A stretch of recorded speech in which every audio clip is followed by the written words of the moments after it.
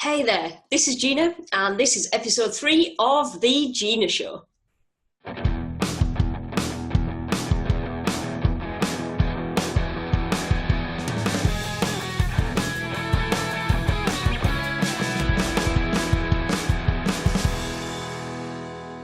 Hey, and welcome to The Gina Show, the show where I bring to you personal conversations with soulful changemakers. It's great to have you here with us. Thank you for joining us. Every week, we're helping you to follow your heart and be true to yourself so you can make a real difference in the world. Today on the show, I have Matt Ellison. On the 31st of March, it is Trans Day of Visibility. When I was thinking about that, I thought, I want to bring to you an interview with someone that will really get you thinking about what it means to be transgender and to open your eyes and your heart. Matt is the person. He is an inspiring and thought-provoking transgender speaker. He's a transgender male who transitioned from female to male in his late 30s. I've had many conversations with Matt, and he's told me throughout his life he's really struggled with many different aspects, ranging from the use of toilets to clothing, career path, sports, relationships, social circles, plus so much more. And I remember specifically him telling me that he used to cry himself to sleep and prayed that he'd wake up a boy. Can you imagine the disappointment at the start of every day? It just kind of blows my mind. Now, whenever I speak with Matt, I'm in awe of him, total respect. And the journey that he's been through is quite incredible. In this week's episode, Matt and I talk about the process of transitioning. I ask the questions I know that you really want to have answered, and we explore how we can support a trans person both at work and at home. I know you're going to absolutely love this powerful conversation with Matt Ellison. Without further ado, let's get stuck in. Today on The Gina Show, I'm in conversation with Matt Ellison. Enjoy.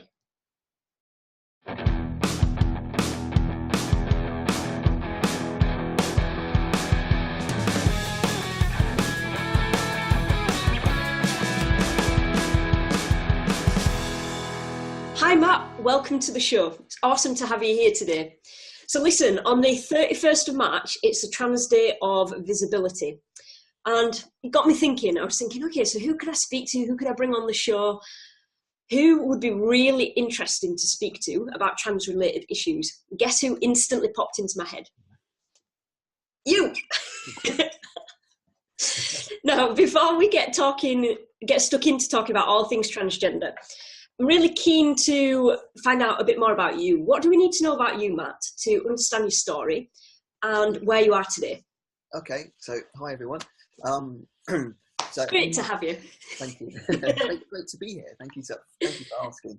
So I'm Matt and I'm transgender. So basically, I'm female to male. So that meant I've always been male. That's a key point to me because I think gender's in the brain, but I was physically female. Okay. And transitioned to male. So the story behind that is that I knew from a very small child. Lots of people go, "When did you know?" and things like that. It was the first things of gender coming in wasn't. Yeah, it was actually telling me that I'm not what I think I am. I can't have the toys that I want, and I can't. You know, my mum's trying to dress me in clothes that I didn't like and things like that. Right from like, I don't know, 3 maybe. Around then, so really, really, really young. Wow, that is really young. Yeah. Right? But I've got a great nephew at the moment, and he's 3, and he knows all about gender, which is why I'm looking at him thinking that must have been around the age that I was thinking those things, because I don't know how old I was because I was too young. Yeah. So I know one age that I do know I was 5 when I said some things to my family. And the reaction I got was just, I knew that this was odd and it was a no-no. And so, you know, at the age of 5, I just went, okay, I'm going to shut up about this. And I'm going to take this to my grave. I'm not going to do anything. Because I just didn't, you know, socially, people just didn't accept it. So I was like, okay. I learned to cope with it. So I say cope with it. I think I cope very well, but obviously there's always difficulties. So I would cry myself to sleep and stuff like that. And I'd do things as I got a bit older. In fact, I knew that my body was going to change and, you know, that I'd grow breasts and things like that. And that just as a small child, that scared the life out of me and is traumatic to deal with. So even before you went through puberty, you were aware of it, and you were starting to get really anxious and Oh wow, okay. Yeah, but then I think, you know, things like that, people don't understand how you could want to change your body in that way. But lots of people have cosmetic surgery and they feel better because they've changed something that they now feel more positive about. And I kind of liken the chest surgery that I had to having a big benign growth on your face. Yeah. And people go, yeah, you know, don't worry about it. People, you know, no one's going to stare or no one cares. But you care about it. And then if a surgeon came along and said, oh, actually, I can take that off for you, you're going to jump at the chance. Absolutely. You'd be like, yeah, get it off. Yeah, exactly. And yeah. even if it leaves a scar, that's going to be better and preferable to what was there. And that's how it feels. But I'd ration with myself and say, you know, nobody else knows how I feel. So I'd walk down the road and you feel very conscious of myself in a t-shirt. And I'd say to myself, well, the people looking don't realise, you know, 50% of the population have my body shape. Yeah. They're all women. And people aren't going to look at it and go, ooh, you're odd, you're weird. Why have you got, you know, breasts under your t-shirt? And it helped to some degree, but obviously at the end of the day, they weren't right for me. That wasn't a normal situation to be in. Yeah. I hated it. So I kind of, you know, I learned to put up with stuff like that, lots of stuff like that. And then that was for a long time. So I was 39 when I started transitioning. Wow. Okay. And yeah. What was the trigger? What made you think, right, now's the time? Yeah. I spent about a year on YouTube beforehand, because when I was a kid, so in the 70s and 80s, that I didn't know what was possible. There was no internet. I didn't know about hormones. And I just thought that I would, you know, I'd heard of, it's a very derogatory term, sex change. Yeah. I heard of that. And I thought, I don't want an operation that's going to leave me with scars, but I'm still going to have a female shaped body and sound and look female. And then the internet came along and I learned more. So, you know, at that stage before the internet, I actually thought this was like my dream coming true was completely impossible. It would be like bringing someone back from the dead. Yeah. It's not possible. And then I learned it was possible, but I'd already put my barriers up and thought, well, socially, this isn't acceptable. I'm not going to let people think I'm a freak. So about a year beforehand, I spent a long time every night looking on YouTube and getting more and more desperate at people transitioning and seeing trans men. So obviously I was looking at female to males, seeing their facial hair grow, their voice break, growing muscle mass, their fat body redistribute, and everything just changed them into a man.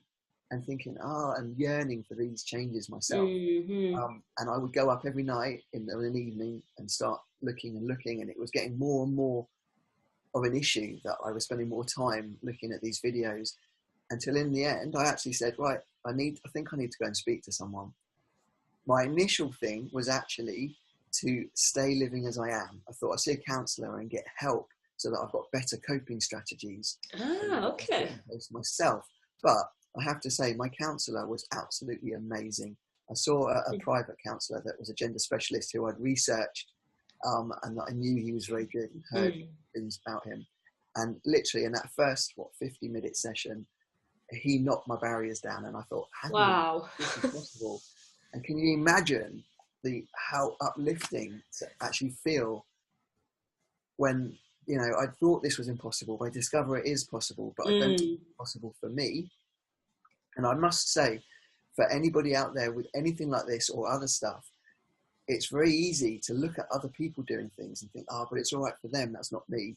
Yeah. You can actually see yourself achieving, and everybody goes, no, it's fine. You know, people accept it nowadays. And you think, yeah, but not me, not my parents, not my friends and family. Someone's going to not like it.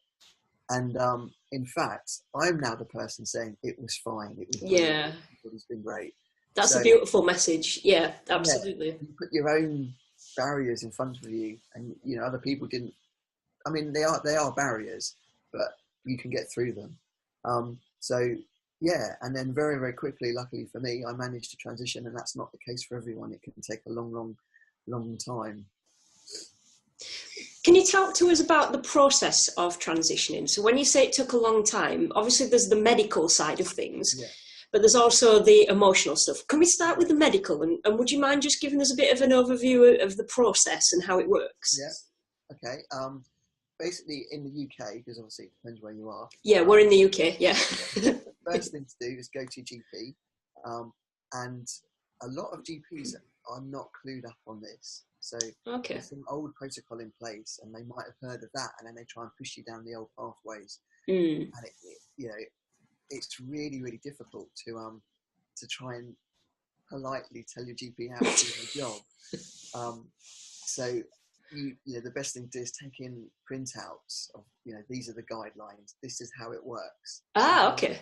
That's a good way of kind of doing it. So basically, what they might try and make you go and see a psychiatrist through mental health, which you don't need to do anymore because it's not the current pathway. So they should, in theory, refer you to a gender identity clinic with no delay. Some of them say, "Oh, think about it, check this, do this," but there's long waits, and you just need to see a specialist. They're the people at the clinics that can actually diagnose and help you. Yeah. So you don't want any delay at that point.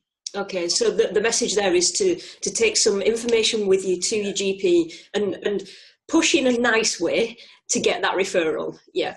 Okay. You don't get their back up as well and stuff. Yeah. So then you get referred to the clinics. Now at the moment the wait times are just growing because there's more and more people coming forward. Yeah. The process is quite long, so it takes up quite a lot of resources. There's lots of appointments. So you get to your clinic, and all the clinics work differently. So they might require counselling, or you might just need to speak to doctors or psychiatrists to get diagnoses and stuff like that. But anyway, they diagnose you. You then need a certain amount of sort of tick boxes that you need to tick before you can start treatment. So typically there's no right and wrong as well. Every trans person's different, and everybody wants different medical steps. Some people don't want any; they just want to transition socially. Want to change their body in any way. But for those that do, these are the possible steps. So the first one is usually hormones. Some people go for other surgeries first, but hormones is normally the first one. And that's the one that actually changes your fat redistribution, muscle mass, depending which way you're going and stuff like that. And there's lots of things that can change. And you typically need 2 signatures for that from 2 separate people. Who are they? Doctors that sign that, or how does that work? Yeah, doctors or psychiatrists. Right. Okay. Psychiatrists, like our doctors.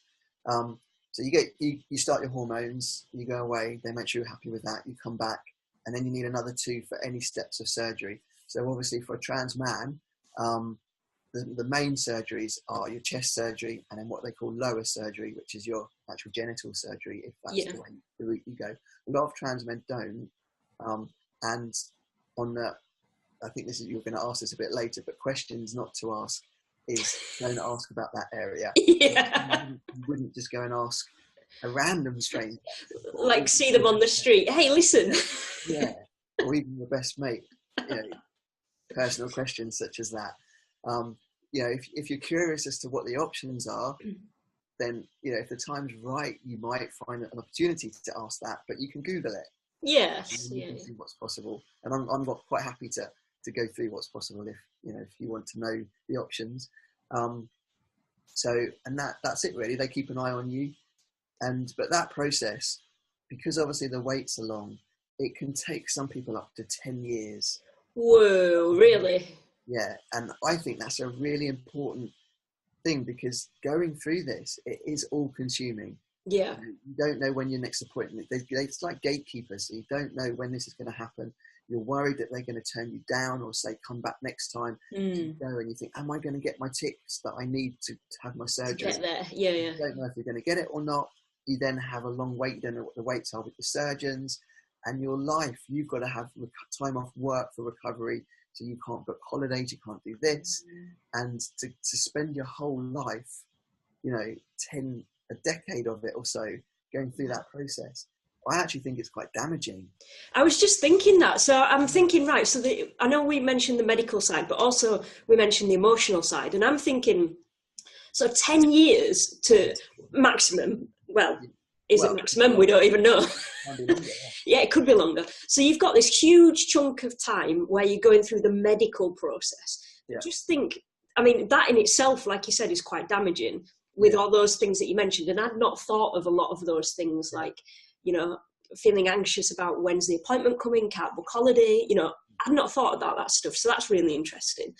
But the other side of it is, before you've even gone through this whole medical process, you've got all of that emotional side of it there too, haven't you? You know, the whole figuring out who you are, figuring out your identity, all of that. So how, can you talk us through how transitioning affects someone?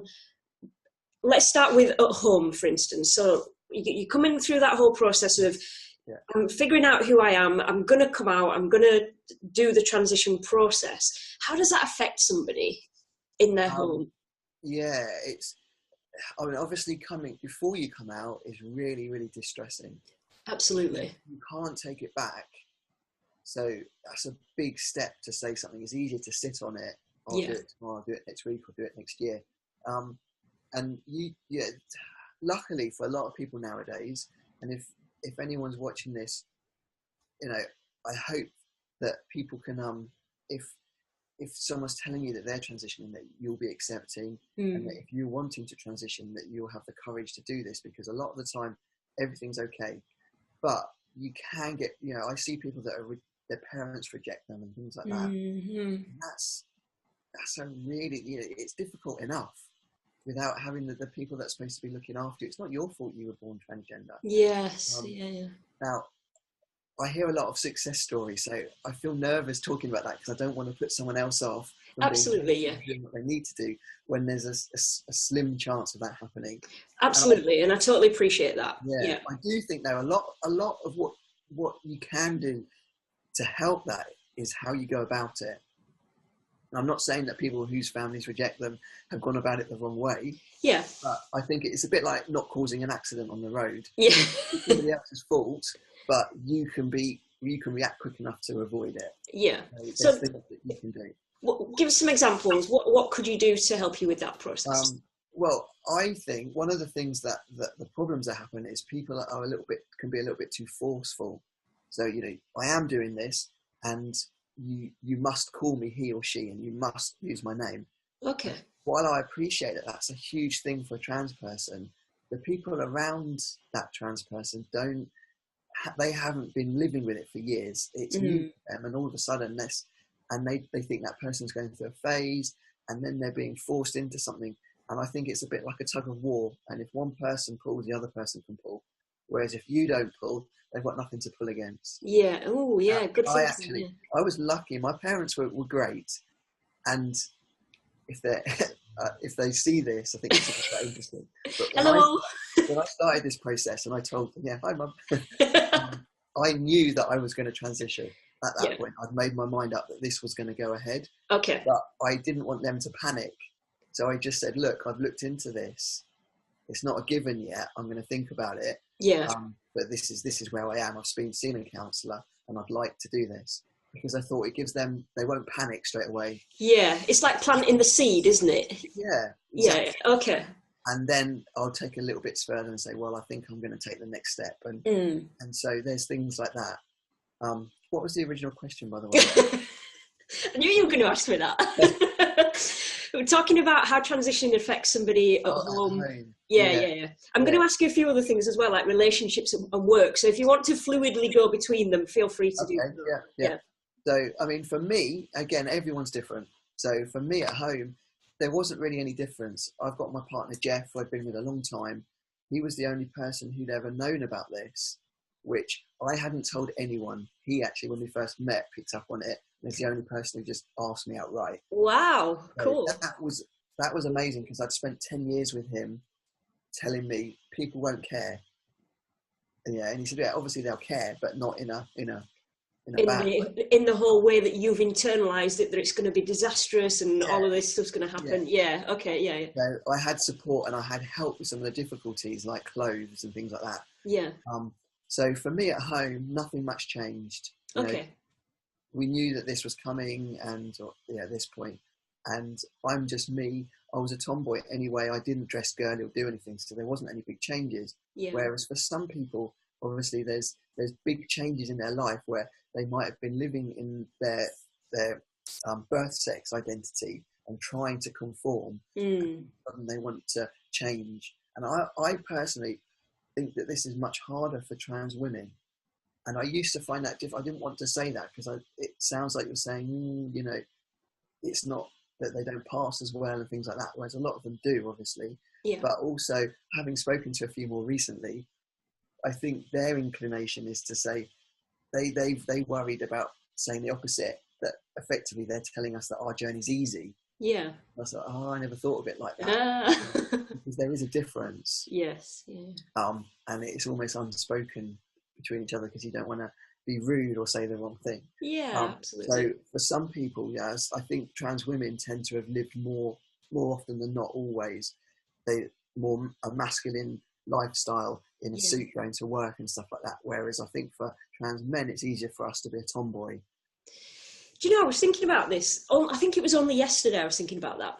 So I remember growing up and I was a tomboy as well. And I'm thinking about kind of when you're growing up, there is that, for girls, being a tomboy is quite normal, isn't it? It's nothing kind of untoward, and you don't get kind of berated for it. That can kind of just be who you are. Yeah. But for guys, there's no equivalent, is there? Yeah, no. And it came to me yesterday. I was thinking, wow, that's quite interesting. So what you just said there about it being easier to go from female to male, that totally makes sense, because it's socially accepted in a way. Well, not necessarily the trans element to it at this stage. It will be more so as we, you know, as humanity evolves and all of that kind of stuff. But certainly, because we have got that whole thing of being a tomboy when you're younger, I think from my perspective, it looks easier to go through that process. So it's fascinating that you just said that. Yeah. Like, think G.I. Jane. Yeah. This Wonder Woman or something like that. Yeah, exactly. It's out there, isn't it? It's in the public eye. And yeah. But I've just been doing a lot of writing, and one of the ones I came up with is, for the other way, is that it's quite often thought of as a positive for a man to be in touch with his feminine side. True, yeah. And so there are, you know, if he has a little cry at a film or something like that, that can be a positive in terms of relationships. Yeah. You know, that man's sensitive. Yeah. There are a few, but I think it's easier the other way. Much Absolutely, easier. Yeah. I can see that. That.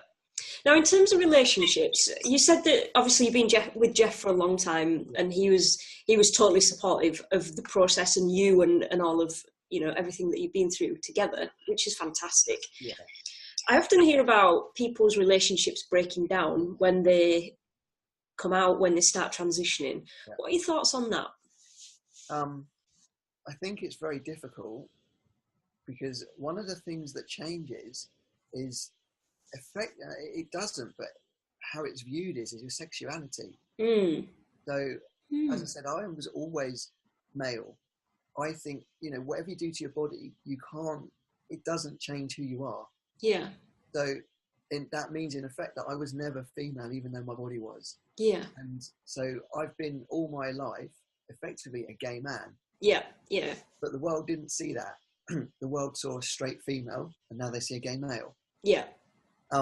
So that obviously makes when you're in a relationship, especially if you're with someone that isn't bisexual, that makes that really, really difficult for that relationship. And it's quite an interesting one, because yes, I've heard a lot of relationships breaking up, but for some reason, a lot of the people that I know, the relationships have stayed together. And even if the person isn't attracted to the gender their partner's transitioning to. And I think that's really interesting, because, you know, you've met someone, you've fallen in love with them, so you love them, and they change, but you still love them. Yeah. So in some ways it can work. Yeah, I can see that, because you're in love with the person, not the sex, basically.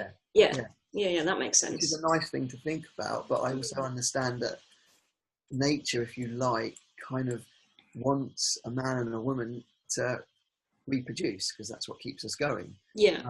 But then nature isn't, that's not what it's all about.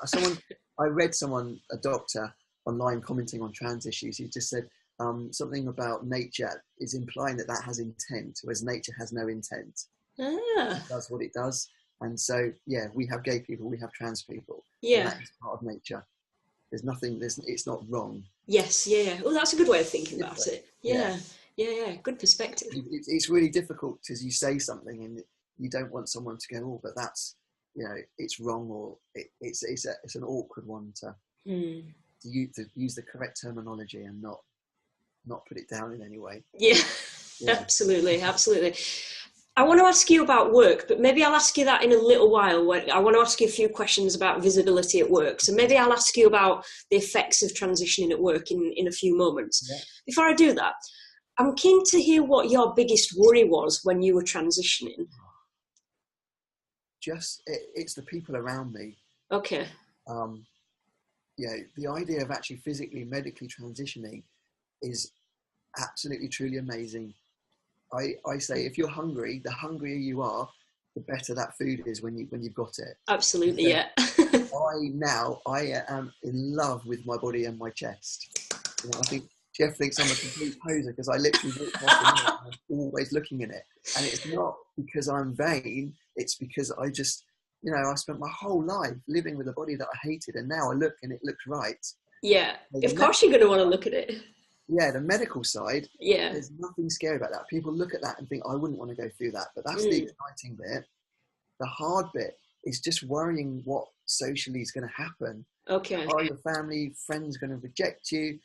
For me, I'm self-employed. Is my business going to fall apart? And the weekend before I saw that counsellor, I was at a friend's house. And there were some people that I hadn't met before, and they were all in the room. And I was just sitting there thinking, what would they think of me if they knew? Because I wasn't out at this point. And it scared the life out of me because it's almost like it's an internalized transphobia. Yeah. By the outside sources give yourself like a phobic reaction to stuff. It's a learned behavior where I thought it was freaky. And I know that I'm not mentally ill. I'm not, I'm an intelligent person. I'm normal. But there's something that just, I thought of myself as a freak, and I was worried that that's what other people would think. And so I sat there and I thought of, at the age of nearly 40, how many, it's not just hundreds, it's thousands of people are in my life that I've known, or, they might not see that often, that they'll all need to know about this. And that scared the life out of me. But it just got to the point where I had to do something. Yeah. So the desire overtook everything, basically. Yeah. I can see that. And I think, well, I've spoken to you quite a few times now, Matt, and I find your journey hugely inspiring. The fact that you were 39 years old and you decided to transition, it's not an easy thing to do mentally, never mind physically. Mentally, it's not an easy thing to go through. So, every time I talk to you, I learn something new, which is great. And I just look at everything that you've gone through, and I think, wow, it must have taken a hell of a lot for you to get that courage to go even to that first appointment with the counsellor. Yeah.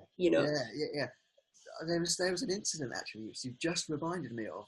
When I phoned to try and book the counsellor, he's actually associated with a private clinic that's not open anymore. And I called them, which wasn't it. You actually have to call him separately from the clinic. Yeah. But that phone call, I picked the phone up and I'm speaking to a stranger that I'll never have to speak to again. It's just a phone call. They don't know who I am. I didn't have to give my name. I'm just a voice on the end of a phone line, and I answer phones all day long. And he said, no, you need to contact him direct. This is the number or whatever. And I put the phone down, and I don't think I did, but I felt like bursting into tears. Yeah. Because at that point, I'd not said anything to anyone. Yeah. My partner knew, but I didn't tell him. Yeah. And so that was emotionally, it was a massive step just to make that phone call. I can imagine you picked up the phone and you're thinking, this is the call that is going to change my life, in essence. Yeah. This is the call where I'm going to be able to do something. You don't know what that is at the time, obviously, but cope better, but yeah. Exactly, yeah. For you at the time, it was about coping better, wasn't it? So this is going to be the lifeline, almost. Yeah. And then when somebody, it's almost like a little bit of a rejection, isn't it? It's like, no, you've got to ring this number. And at that point, you're like, I want to speak to you. Do you know how long it's taken me to make this call? Yeah, it was just that I'd made the call, because then when I phoned to speak to the actual counsellor, that was easy. Really? You found that easy? I'd already made that step. Yeah, okay. Doing it again. And he was lovely. You know, I booked the appointment in there, and then on the end of the phone, and I was so excited that I felt, wow, I've actually got someone on board now that knows about this stuff. Yeah. You know, it's like you're putting your problems into somebody else's hands that's going to help you. And did you tell him at that stage that you wanted strategies to cope? Was that what you said? No, okay. No. Just intrigued whether you told him that. I'm not sure I did at any point, actually. I just went in and I was nervous. Yeah. And he asked me questions, and I talked about where I was and what things had been like, you know, my history, really. Yeah. And then he just said various things. I'll tell you what it was, the biggest thing, because I've done a little bit of counselling training, so I understand that you talk about the therapeutic moment. And the one for me was when he said, I was thinking, I run a guitar school, and I thought my business might fall apart. I teach kids, how would this be accepted? And he said to me about, if you, initially people will know you have to tell them, you might lose a few clients. I didn't, incidentally, not one. Interesting. I can't speak. Percent supportive. But he said, you know, you have to tell people, and then there's a little bit of a phase where there's like Chinese whispers. So some people know, some people don't, because you've got new people coming in, you'll pass, they won't know. They might hear from others, but eventually you'll have lots of new people that just never knew your background. Yeah. And I thought, hang on a minute. And to me, I had a year in my mind. Obviously, it's not that simple, but I just thought, wow. So actually, in a year's time, I could just have a load of new clients that just never knew my background. I'll be passing. Yeah. And that, I hadn't thought of that. And I thought, if I'd done this years ago, I'd be in that situation now. Yeah. And that was what made it possible for me. Wow. Okay. In reality, it wasn't actually that simple, but I'm glad it wasn't, because it allowed me to do it. Yeah. And the whole thing has worked out very, very well. So. But it was that shift that you needed in your head, wasn't it? Yeah. To actually go forwards with it. Yeah. And I think going back to your earlier point about, you were saying that your biggest worry, your biggest concern was about what other people would think and the judgments that they'd make of you, and, you know, would they say stuff to you and all of that kind of thing. And I think, I'm pretty sure a lot of people in the audience will relate to this, not necessarily in terms of being transgender, but also in their day-to-day life. So many people internalize what people think about them, and they compare themselves to others and all of that kind of stuff. So when you were mentioning that, I was thinking about, obviously, your journey, and I can see how that would be a massive thing for you. Yeah. But also day-to-day, everybody goes through that stuff, don't they? Yeah. And it's like we're kind of projecting or anticipating what somebody else is going to think or say or do.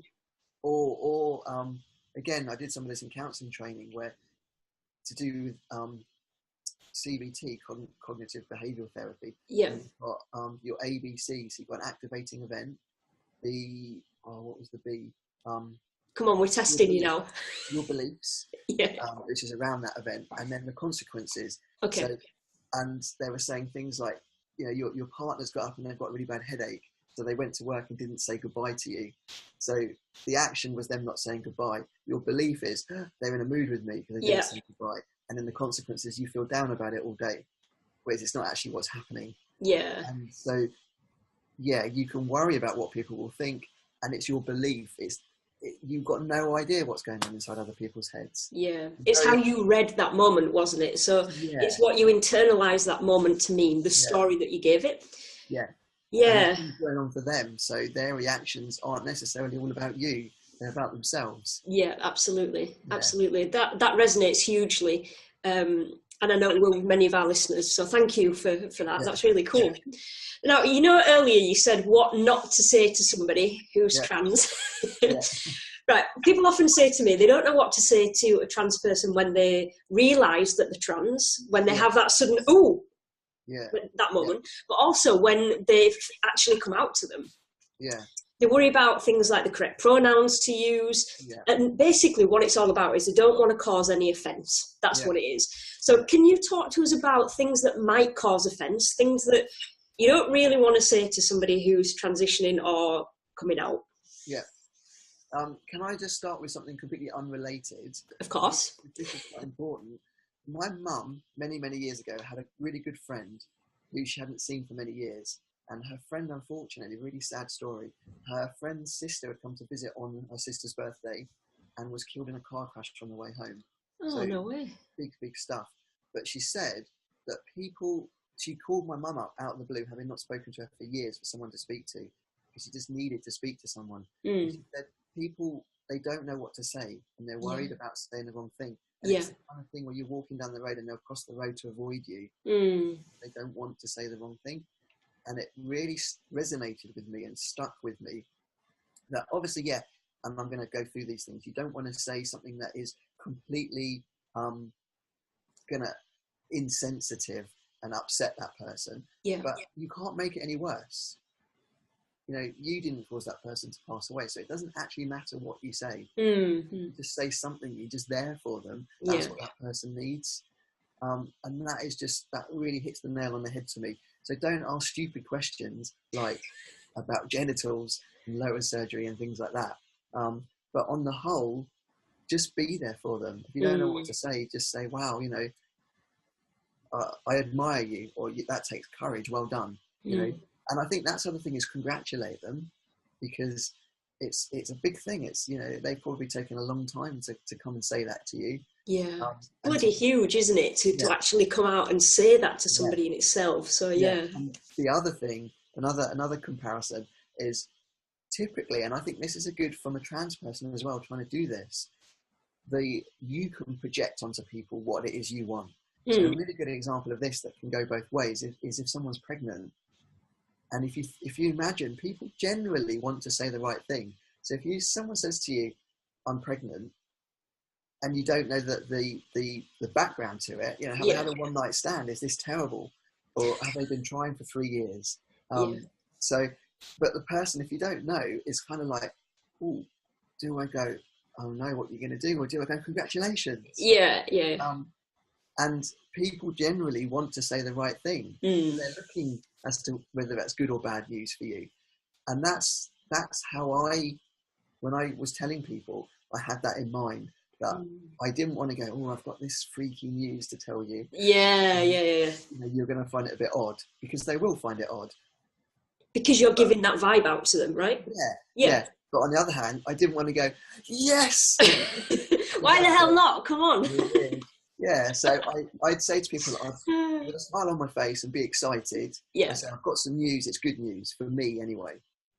And that makes a big difference. People know how to, they'll go, oh, okay, this is good news. They know how to read that situation then, right? Yeah. So that's a good thing to say to people. Just congratulate them. But just pronoun things. I think people get confused with this. Because obviously, because I'm female to male, let's use that as an example. So you've got someone that you know that you assume is female, and then they go, actually, I'm going to transition, I want to be a man. And you've known them as she. So it's very, very weird to then start saying he inside your brain, because stuff like that comes out naturally. But that's one of the biggest things you could actually do for someone.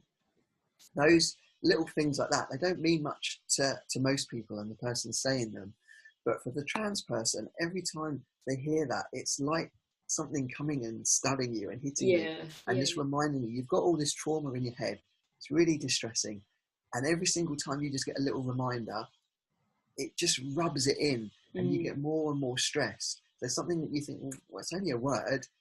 It's been building and building until they're about to explode. And then someone still says she, and it's like, ugh. I'm not. So, but with caution though, because obviously not everyone straight away wants to swap their pronouns. So my advice would be, if you're not sure, try and use gender neutral pronouns, and that confuses people because they go, but they mean something else. It doesn't. If I want to say, talking about you, okay, I know Gina, she's lovely. I could say, I know Gina, they're lovely. So they, them, and things like that. Okay. Or if you can, ask them. That's the best thing. Everyone's journey's different. Yeah. And everyone wants, say, how can I help you? What can I do? What do you want? Yeah, I like that. I think, I know quite a few trans people, and one of the first questions that I ask, especially if I know them when they're transitioning, as in coming out and transitioning at that point, I always ask them, how would you prefer me to address you? Yeah. Some people just say, don't use pronouns at all, just use my name. And I'm like, yeah, okay, cool. Yeah. As long as you know and you've had that. I mean, I think it's probably better to do that, is it, than to not at all and just to kind of fluff around it and worry. That is a go-to question as opposed to do not ask. And again, you might be thinking, do I ask that question? But everyone's different. There might be, I'm sure there is someone that wouldn't like to be asked that. But on the whole, I've never come across that. Okay. Every trans person I know, and I know hundreds of them now, that it's always, if in doubt, ask. Yeah, okay. Just to be asked, I think, makes you feel respected. Yeah. That person, and that they care, and that people around you care. And you think, wow, okay, I've got support here, which when that's what you're concerned about, that's reinforcing the positivity for that person. So just asking that question is massive. Yeah, absolutely. I can see that. And you gave some really good advice there in terms of how to support family, friend, colleague, whoever it is that's transitioning. Yeah. Are there any other key points that you can think of that would be useful to know in terms of supporting somebody who's transitioning? I think that I can't really think of anything more. I'm sure there are. No, it's good. What you've said is perfect. I just wondered if you wanted to share anything extra. Be on side. Yeah. The names and pronouns. Yeah, and I liked what you said about just being supportive, so letting them know that you care, basically. So rather than keeping quiet about it and kind of dodging them and all that kind of thing, just be normal. Yeah. Literally just be normal with them and maybe have that conversations about pronouns and how to address them if you're worried about that. Yeah.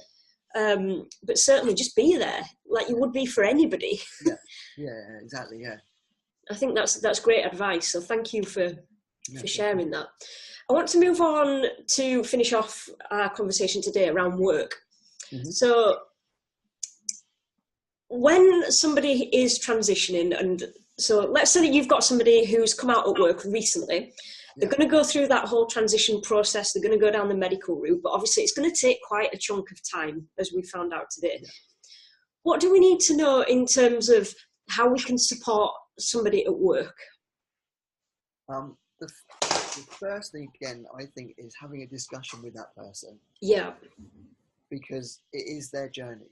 And I can see some people are very, it's all about them, but it is their journey, so it is about them. Yeah, obviously. It's bigger for them than it is than the people around them. So the first thing is have a conversation with them and see what it is that they want. Yeah. Everybody takes a different path. Everyone wants to do the stages at a different point. So what, if you're an HR department, if it's a big company, find out at what point do they want to let everyone know, and who do they want to know? How do they want to, you don't want to just send, some people might, but you could send a mass email, you could get people in individually as a group. There's loads of different ways you can pass that information on. So how and when do they want to be known as their new name and things like that? If you're the company, if you're the employer, ask how they can support them through various things and needing time off for surgery and stuff like that. Yeah. You've also got things like ID badges, so record keeping and stuff like that. If you've got your gender recognition certificate, which in the early stages you don't, but you should still afford someone the same respect, really. It's legally, you're not allowed to let anyone else know. If you've known about, if you've learned about someone's transition or their history in what's the word? not as a friend. Yeah, like in a professional capacity. Yeah. Yeah. You can't tell anyone else without that person's permission. Okay. And it's a criminal offence. Some people don't realise that. So it's like being robbed. If you go to the police have to act on it. Okay. And so before your certificate, it's not criminal, but it is an offence, and it's just polite. So things like if you've got old records and then a different employer comes in and it pulls up and it says, was known as Susan and is now Fred. Yeah. That gives away their transgender status. Yeah. Okay. Yeah. So watch out for record keeping and get rid of anything that you don't need to. Hold on Update to names on badges as quickly as possible if they want their new name on there. Yeah. So as time goes by, they're going to physically change. So if they've got an ID badge with a picture of themselves on it, in 6 months or a year's time, that picture's not going to be up to date as to how they look now. Yeah, so you'd want to update that as often as the person feels comfortable and stuff like that. Yeah. Okay, that's really good to think about, actually. Yeah, because obviously they're going to look very different. Like you said, once the hormones, once they've started on hormones, then it's going to be quite a dramatic change. Over a length of time, isn't it? So yeah, interesting. Can be very dramatic and can be quite quick. Yeah. Wow. Okay. I know you've got some views on how you can make the workplace more trans friendly. Yeah. Can you talk to us about that? Again, it's just understanding that person's journey. Yeah. And having conversations with that person as to when they want to change their name. So for example, I'd change my name like legally in my deed poll and on all my documents, but at work, because it's my own business, I didn't want to put people off on the phone if I sounded like a girl going, I'm Matt, and then thinking, this is a bit weird. And I could actually, that's my income. I need to pay my mortgage. Yeah. So for me, I made the decision that at work, I was still going to be called by my old name, which is, it's very often referred to as dead name. Okay. It's a huge thing for a trans person. So don't ask, that was one question, don't ask someone their previous their old name. Yeah. That most typically. So I wanted to be known by my old name until I felt I was passing on the phone. Okay. Was that the point where you wanted to change over then, names? Yeah. Okay, cool. And there were some funny stories around that, if there's time at the end, maybe. But, and I actually had clients coming up to me and saying, when could we start calling you Matt? Wow, really? Amazing position to be in. Yeah. That's awesome. That I was going to be rejected. And that's exciting. So that's great. That's a good way to support someone. But just as before, just treat them as a normal human being. Yeah. For them and figure out what pronouns they prefer and when they're going to change their name. And so literally reiterating everything that we've talked about. Yeah.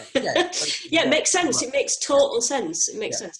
In terms of, I'm conscious that workplaces are now asking for like trans diversity documents and all that kind of stuff. Yeah. Do most organisations tend to have those these days, or not, in your experience? I don't really have that much experience of corporate things, but I'd imagine the bigger ones probably do. Yeah. But not the smaller ones, and not all of them anyway. And a lot of them don't handle it very well. There are lots of problems surrounding this. But that's a really good point to bring up, is that the gender recognition certificate is you apply for it, and then from that point you are legally that gender. So I've got mine, and I'm now legally male, things like that, to do with my tax. If I'm not going to, but obviously if I'm sent to prison, I'm now male. Please don't. But it's just a good example. Yeah. And yet, in some ways, it goes against us, because companies like your bank, for example, or an employer gets whiff of this, and you try and say, I'm going to change my name and my title, and they go, we need to see your gender recognition certificate. So it doesn't work like that for many reasons. One, it's illegal to ask to see it, because this little piece of paper is there to give you anonymity. Yeah. So by way of seeing it, it's actually doing the complete opposite. It's telling you that you are trans. Yeah. So the only reason you have the piece of the certificate is for the legal side of things, and also to change your birth certificate in the UK. It depends whether I let you do that. So the person changing your birth certificate sees the certificate, does the required paperwork, they're not even allowed to take a copy of that, because a copy of it would be, again, outing. Yeah. It's a Okay. very, very misunderstood document. Yeah, I can see that. Yeah, and at the moment they're hoping to change this, which I think is a really good idea. But at the moment you have to, it's a paper exercise. You have to live in your acquired identity for 2 years, given your gender recognition certificate.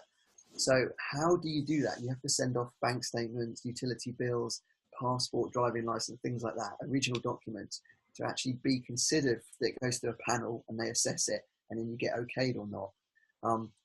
And how you can't start that process unless you change your name. Yeah. So you don't need your certificate. And also, I think people get confused because they, a bank thinks, this is a big thing. We can't change your name unless you are legally male or female or whichever way you're going. Whereas in fact, any of us can change our name. A name is only a name. Yeah. And legally, it doesn't matter if your name is female or male. So you have a depot and you just like name change. That's all it is. Yeah. And the same actually applies to a title. You don't need anything legal to change your title. You can't call yourself doctor or lord and things like that. There's certain restrictions. But in terms of Mr., Miss, Mrs., or MX is a new one, which confuses people, which is for gender neutral or non-binary people. Yeah. They're not legally binding. So anybody can change their name and change their title. And you are then, that is legally your name. So your bank, your employer has to update that information. Yeah. And yet they go, we need to see your certificate. We can't change you on the system. And it just becomes like it's this big deal, which you get my point. Yeah, totally. Wow, it's fascinating. Yeah. You don't think about this stuff unless somebody talks to you about it. So thank you for sharing that. Absolutely. Yeah, you just don't think about it. Yeah, so for the trans person who's going through this and all they want is to change their name, you think, oh God, that's horrible for that to be happening. But it's actually really, really distressing for the trans person. That's just what went through my head. So you've already got all this other stuff going on, all this other anxiety, all this distress, and then you go to change your name, and look what happens then. I've got two bank accounts. One with two different banks. One's my personal account, and one is my business account. My personal one were brilliant. They just changed it all. I saw the manager in my branch who just sat me down, explained everything, blah blah blah. This is all good. My business one, I had lots of problems changing it over. Not their fault, I might add. I'd happened to change my phone number. So for security reasons, obviously, that to verify who you are, somebody, if someone was hacked into my account and just changed my telephone number, and they go, well, we'll call you to verify to make sure that you answer the phone. Obviously, that could be the person that's hacked into my account then, because so they had to wait X amount of time. Okay. Confusing. But they didn't explain that very well initially. And I had to make so many phone calls. And every single time, now this is really personal. You'll know, as an LGBT person, coming out is stressful. Yeah. So, for a lot of people, they come out to their friends and family. For a trans person, they come out to the world. Absolutely. And it's your biggest personal thing. And every single time you pick up the phone to speak to your bank about this, you're having to tell a stranger on the end of the phone, and every time you call, it's a different stranger, and it's tiring. It's emotionally draining. It's like you're coming out every single day, isn't it? Yeah. Complete strangers. Wow. Certainly got us thinking, Matt. Wow. as always. Listen, I want to ask you one last question. Yeah. What do you think is your legacy? What is the change that you want to see in the world? Well, everything we've spoken about, like problems with the banks not changing names, I just want to see more understanding, so that those things don't happen, and that the journey is difficult as it is, and then these things make it more difficult. Yeah. But the journey, I want to add as well, is amazing. So although it's difficult, anything in life that's difficult is worth fighting for. Absolutely. Not that's difficult, but anything that's good, that's difficult, is worth going through that process. But why make it more difficult? So I would just love to see more understanding, and a lot of the hate that's there. And I personally, unfortunately, think this is going to take generations, because you can't change everybody's attitude. No. But the attitudes that I see of transphobic people or the haters out there, it's clear that they don't know a trans person. You can just tell from the things they're saying. Yeah. They don't know about it. It's coming from a place of, ignorance, I think is too rude a word. They're just uneducated. Uneducated, yeah, totally. And I hope that one day things like that will change, because there's confirmation bias where you have a thought and then you put a meaning behind that as to why that thought is, and they have all these confirmation biases saying that we're weird or we're this or we're that, and they have this really strong input that other people that are on that are reading that go, yes, it's all wrong, it's against God's will, that you should not nature. But it's not, that's not how it works. No. Absolutely. That's what I hope one day that I will help, at least, and it's chipping away, because I don't think you can change everyone, but if you can change a few people's views, and then that feeds into their kids, and then as the generations go by, and that's what I'd like to be able to do, is change people's attitudes and just educate people. And listen, you are doing that. Yeah, you are doing that in your work, and it's fantastic. And I love the fact that you said that you own a guitar school. Yeah, you're working with kids. Yeah. Those kids are seeing you every day. Yeah. Imagine what difference that's making to them and their belief system and their conditioning and all of that. You are, without you even knowing, I think, influencing and impacting on so many people's lives. So I have to add though that I'm not actually out at my guitar school. Okay. So talk to us about that. There's lots of people there that have known me, because I've got students that I've been teaching for up to 10 years. They're the ones that I'm thinking of. Those ones. Yeah. And so there's lots of people that do know, but the new people coming in, just because it's nice, and I'm not ashamed of anything. And as you know, I'm out there talking about this just to complete strangers and standing up in front of people. But there's a little bit of me that and I think this stems from my own fear of thinking of all these people in my life, hundreds and thousands of people that knew me, that I'd have to tell, that at last I can have that little bit of privacy where people just see me as Matt. Yeah. And even if it's only just one or two, I quite like that. Yeah, I totally get that. So for your new students, you are Matt. They don't know you as anything else. Yeah. And at any time, some of them I've told, if it's come up in conversation. I had a conversation with one student who, I love him, I get on really well with him, great guy. And he made a comment about seeing some trans person in a barber trying to get their hair cut. And, and I was like, oh, actually, I've been in that position. And it just, because it came up in conversation and I get on well with him, before there, I felt comfortable telling him. And so as things come up, I can tell people as and when. Absolutely. And I think it's about choice, isn't it? You want the choice to tell people if you want to tell them. Yeah. And I think that's true of everybody. We've all got choices, and we can all make, choices on what we reveal about ourselves to anybody. And I think the really beautiful thing about you, Matt, is that I don't think you realise how much life experience you've got as a result of the experiences that you've had.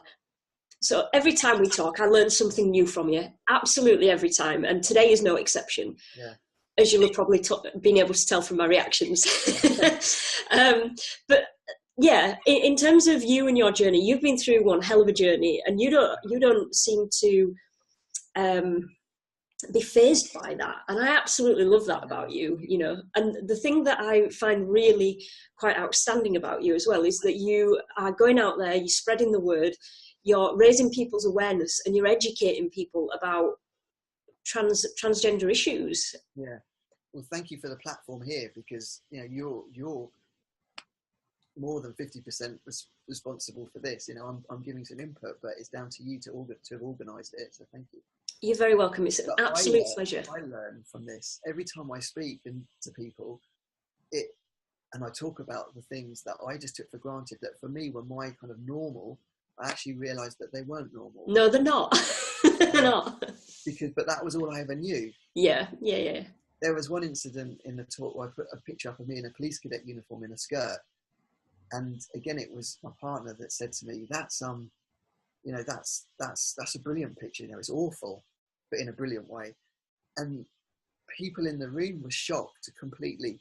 And someone was chatting to me afterwards, and they came up to me and said, you know, that happened to come up in the conversation. They just went, that was awful.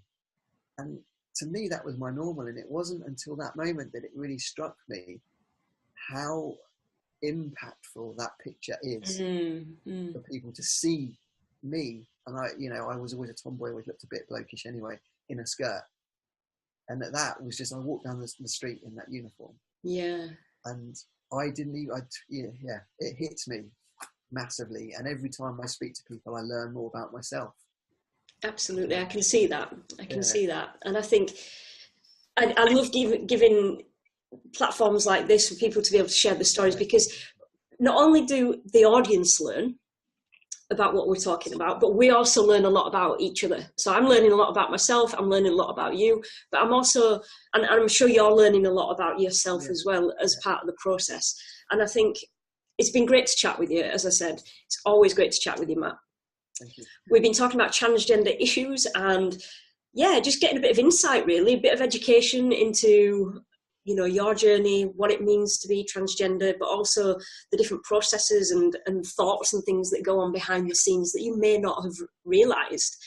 I'm going to share Matt's contact details along with this recording, so please reach out, say hello to him. He's very friendly, as you can tell. I'm sure he'll say hi back. Okay, brilliant. We're going to wrap up our conversation today. Thank you, Matt. Real pleasure. And we'll speak again soon, I'm sure. Yeah, brilliant. Thank you. All right, take care. Take care. Bye-bye. Bye-bye.